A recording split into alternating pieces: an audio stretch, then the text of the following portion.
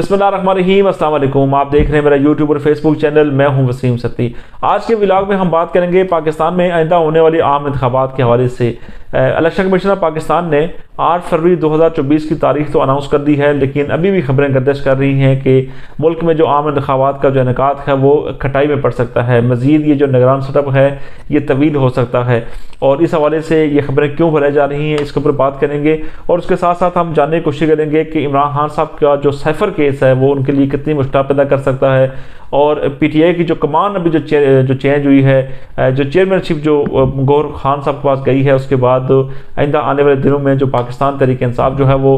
کس طرح جو ہے وہ ریئیکٹ کرے گی، اور پارٹی کی جو پالیسی ہے وہ کس طرح واضح ہوگی۔ کیا عمران خان صاحب کی جو ہدایات ہیں انہیں کو ہی فالو کیا جائے گا، یا گور خان صاحب اپنی کچھ ہدایات لے کر آئیں گے، اس کے اوپر تفصیلی بات کریں گے۔ لیکن اپنا آغاز ہم اس بات سے کریں گے کہ آج میں کافی عرصے کے بعد صدیق جان صاحب کا وہ انٹرویو دیکھ رہا تھا۔ ویسے تو وہ ویلاگ جو ہے وہ تسلسل کے ساتھ کر رہے ہیں، لیکن آپ جب انٹرویو کسی کو دیتے ہیں تو اس میں بہت ساری چیزیں جو وہ سامنے آ جاتی ہیں۔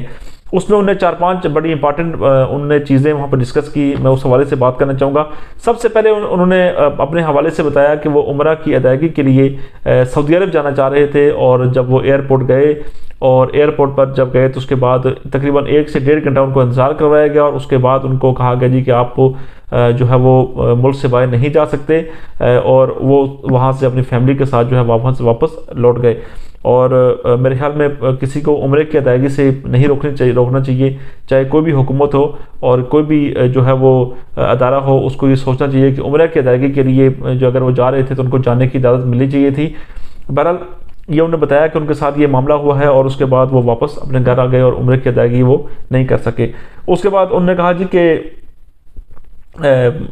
اپنی جاب کے حوالے سے انہوں نے بتایا کہ جب وہ بول ٹی وی میں نوکری کر رہے تھے تو 2 یا 3 اگست کو غالباً بتا رہے تھے کہ وہ ان کو جو ہے وہاں سے فون کیا گیا ان کے ادارے کی طرف سے جی کہ آپ کو ہم نے آفر کرنا ہے، اور اس کے بعد انہوں نے اپنا جو ریزگنیشن تھا اس کو انہوں نے اپنے ادارے میں پٹ کر دیا، اور وہاں سے وہ جاب لیس ہو گئے۔ یہ بھی ایک بڑی حیران کن بات ہے۔ اس کے بعد انہوں نے یہ بتایا کہ انہوں نے ٹویٹر پر ایک تصویر لگائی تھی، اور اس تصویر کے اوپر بھی اعتراض اٹھایا گیا، اور وہ تصویر بھی جو ہے اس کے اوپر کافی اعتراض ہوا کہ تصویر نہیں لگانی چاہیے تھی۔ یہ ان کا اپنا ایک ذاتی ان کا ایک اس تصویر کے حوالے سے بھی اپنا ایک موقف ہے، اور جو ذاتی موقف ہوتا ہے، جو ذاتی جو انٹرسٹ ہوتا ہے، یا جو ذاتی جو انسان کی سوچ ہوتی ہے، اس کے اوپر میرے خیال میں کسی کو اعتراض نہیں کرنا چاہیے۔ اور وہ جو اگر آپ ٹویٹر کی تصویر کے اوپر بھی اگر اعتراض شروع ہو جائے تو پھر میرے خیال میں اس ملک میں تو روزانہ پتہ نہیں کتنے ہزار تصویریں اور ویڈیوز جو ہے وہ اپلوڈ بھی کی جاتی ہیں اور ڈیلیٹ بھی کی جاتی ہیں، تو یہ معاملہ جو ہے یہ اتنا پھر سادہ نہیں رہے گا، پھر یہ معاملہ بہت دور چلا جائے گا، اور جو بھی حکومت ہے یا جو بھی ادارے ہیں ان کے لیے پھر اتنا آسان نہیں ہوگا کہ وہ لوگوں کی تصویر جو ہے وہ اسے ڈیلیٹ کروائیں، یا وہ اپنی پسند اور ناپسند کی جو تصاویر ہیں وہ لگائی جائیں۔ اس کے بعد انہوں نے آج بڑے واضح اور دو ٹوک انداز میں یہ بات کی اس انٹرویو میں۔ انہوں نے کہا کہ میں اپنے موقف پر پہلے بھی قائم تھا، میں آج بھی قائم ہوں، اور میں آئندہ بھی قائم رہوں گا۔ اور اس کے ساتھ ساتھ وہ عمران خان صاحب کے حوالے سے بھی انہوں نے کہا کہ عمران خان صاحب کو اگر آپ جیل میں بھی ڈال دیں گے تو وہ ان کے جو سیاسی مخالفین جو ہیں، وہ پاکستان مسلم لیگ نون کو وہ کوٹ کر رہے تھے، بار بار میاں نواز شریف صاحب کا نام لے رہے تھے، مریم نواز صاحب کا نام لے رہے تھے کہ آپ اگر جس طرح سے آپ کو ملک میں لایا گیا اور جس طرح سے آپ ملک میں واپس آئے، اس کے بعد ساری دنیا نے دیکھ لیا کہ جس طرح سے آپ کے لیے آسانیاں پیدا کی گئی ہیں، لیکن آپ کو لانے کے بعد جس طرح سے لانچ کیا گیا تو آج کل آپ کی خاموشی بھی بڑی معنی خیز ہے نواز شریف صاحب کی۔ اور اس کے ساتھ ساتھ وہ یہ بتا رہے تھے کہ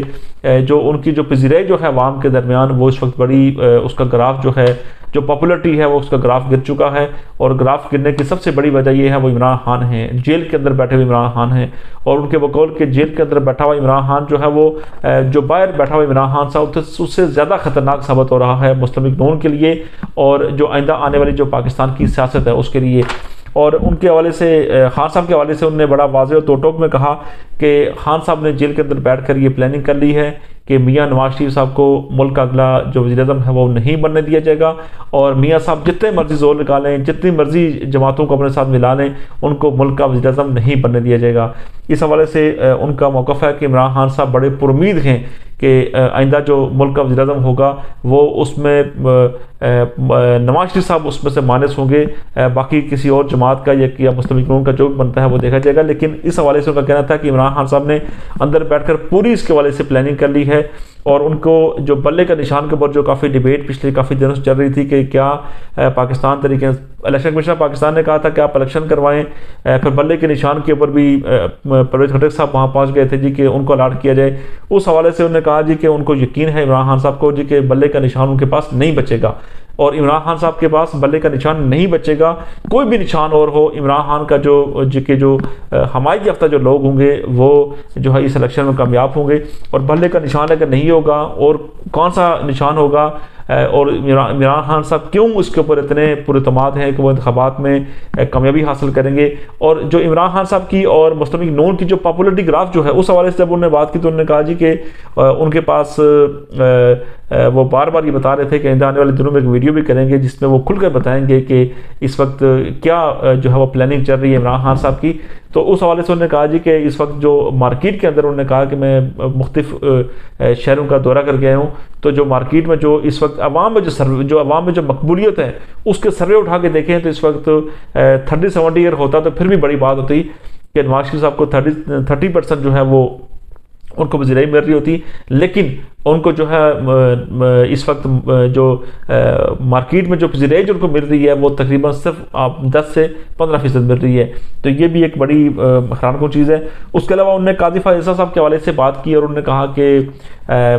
قاضی فائز عیسیٰ صاحب کی کوئی خاموش کیوں ہیں، وہ اس طرح کے فیصلے کیوں کر رہے ہیں، جو بھی وہ فیصلہ لے رہے ہیں اس کے اوپر جو ہے وہ عمران خان صاحب کے حوالے سے وہ فیصلہ لے رہے ہیں، اس کی وجوہات کیا ہیں، تو انہوں نے کہا جی ان کے کوئی آڈیوز شاید موجود ہیں اور اس کی وجہ سے شاید وہ خاموش ہیں، اور یہ خاموشی جو ہے ان کی بڑی معنی خیز خاموشی ہے۔ تو یہ تو سعید جان صاحب کا جی بڑے عرصے کے بعد ان کا جو ایک یہ ان کا انٹرویو سامنے آیا تھا، تو اس انٹرویو میں انہوں نے واضح طور پر یہ چیزیں کلیئر کی ہیں کہ اس وقت جو ہے وہ عمران خان صاحب جیل کے اندر بیٹھے کیا سوچ رہے ہیں، وہ کیا کرنا چاہ رہے ہیں، اور پاکستان کی تحریک انصاف کی سیاست کیا ہوگی۔ لیکن ایک بات بڑی واضح ہے کہ آئندہ آنے والے دنوں میں جو پاکستان تحریک انصاف کی سیاست ہوگی، اگر ان کو الیکشن میں اگر فری اینڈ فیئر طرح سے اگر ان کو ماحول اگر ملتا ہے، جو لیول پلینگ فیلڈ کا جو بار بار تقاضا پاکستان تحریک انصاف بھی کر رہی ہے اور پاکستان پیپلز پارٹی بھی کر رہی ہے، اگر وہ فراہم کیا جاتا ہے تو پھر الیکشن کا ماحول کچھ اور ہوگا، پھر تو ایک کانٹے دار مقابلے ہوں گے، پھر لوگ سارے جو امیدوار ہوں گے پاکستان تحریک انصاف کے وہ بھی میدان میں ہوں گے۔ لیکن اگر لیول پلینگ فیلڈ اگر پاکستان تحریک انصاف کو نہیں ملتی، جو کہ نظر آ رہا ہے کہ ان کو لیول پلینگ فیلڈ نہیں ملے گی، اور شاید مسلم لیگ نون کے حق میں یہ چیزیں زدہ جا رہی ہیں کہ مسلم لیگ نون کو ہی لیول پلینگ فیلڈ جو ہے وہ بڑے زبردست اور مؤثر انداز میں ان کو لیول پلینگ فیلڈ ملے گی اور مل رہی ہے، اور اس کی باقاعدہ جس طرح سے اس کا آغاز ہو چکا ہے۔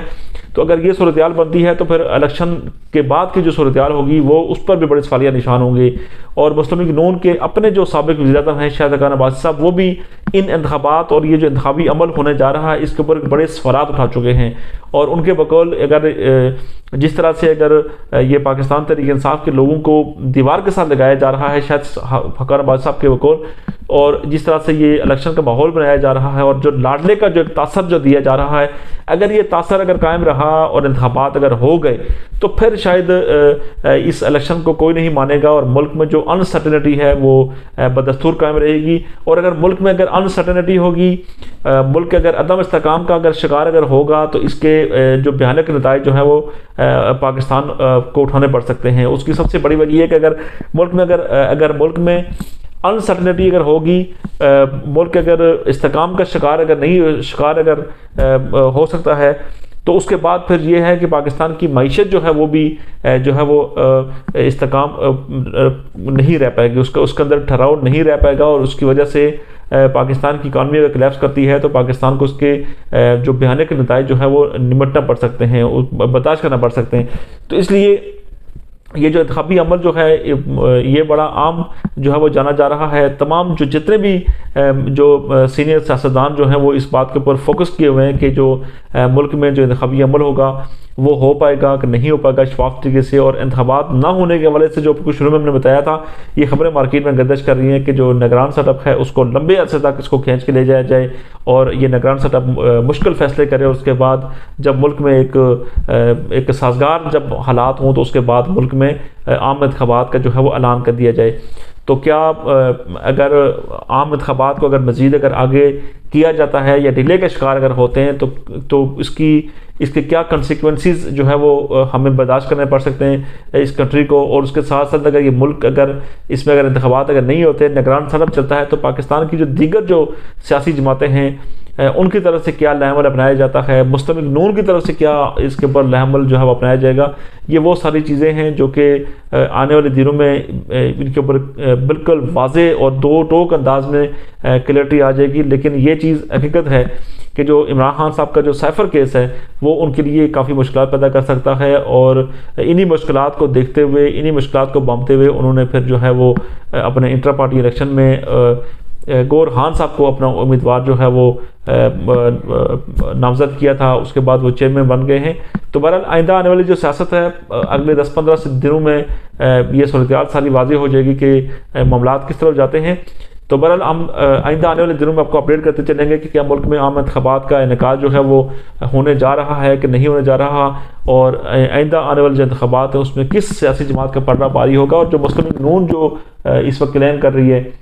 کیا مسلم لیگ نون کو 2 اکثریت مل پائے گی کہ نہیں ملے گی، یہ ایک عام سوال ہے آئندہ آنے والے دنوں میں.